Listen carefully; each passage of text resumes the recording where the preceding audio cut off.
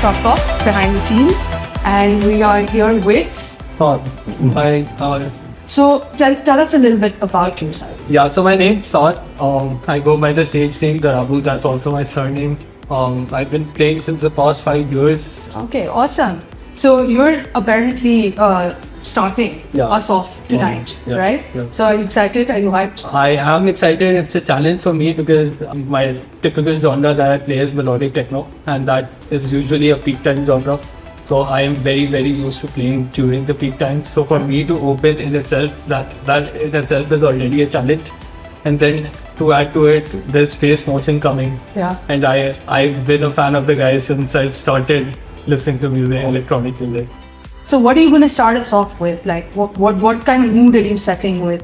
Yeah, so the goal is to make sure that obviously since I'm just warming up, I can't go in and throw in some bangers. That's not what I want to do. The goal is to make sure that the audience starts resonating with the venue itself. It's a warehouse, so funk and all of that does not go with the warehouse. You need to keep things a little dark, a little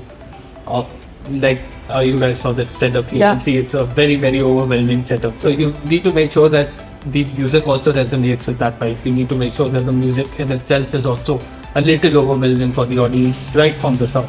Right. But again, the goal is to make sure that they're vibing and there's just enough groove to get the people on the floor and to set the stage for Dobe who will be playing right after me. Cool. So that's sort of what was going through your mind when you were coming up with your set, Yeah, right? exactly. How long did it take you to put your set together? Was it a couple of weeks, months? Was it?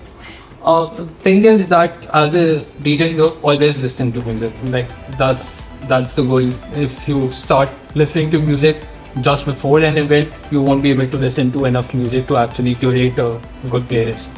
So what I have like a bunch of songs that I listened to. It took me a few days to actually Put it all together. Yeah. Okay, cool. And are there any specific like type of songs or a specific genre that you like always come back to when you put together your DJ sets? Yep. So for me, for while preparing for the set, I was very confident that I'll be playing indie dance, but I ended up coming back to melodic techno. Yeah.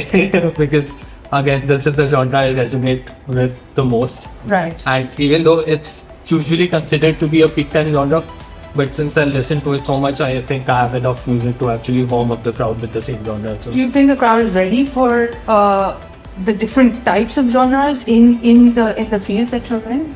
I think 3 years ago when I started playing melodic tech in Karachi, the audience here wasn't very well aware of the genre. They were very used to progressive house. Progressive house and melodic techno are very different in the sense that progressive house music builds up progressively and there's no break in the music.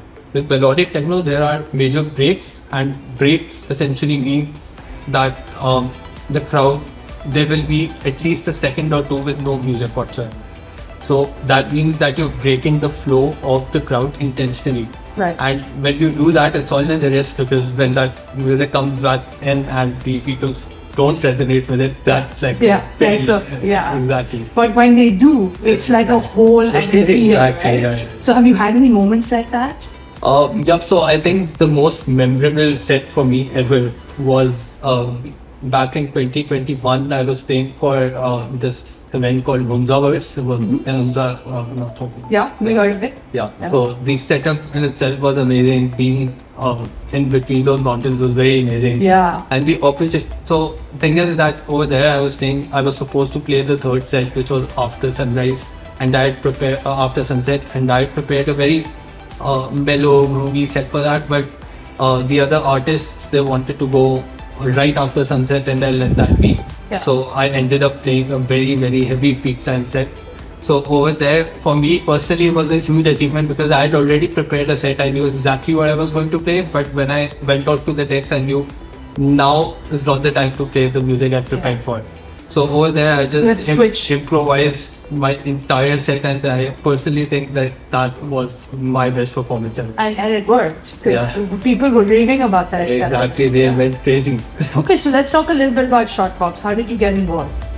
So I played back in 2021 when the first Shotbox event happened, then 2022 when the second one happened. Hamza Haris is actually a batchmate of mine from office. Alright.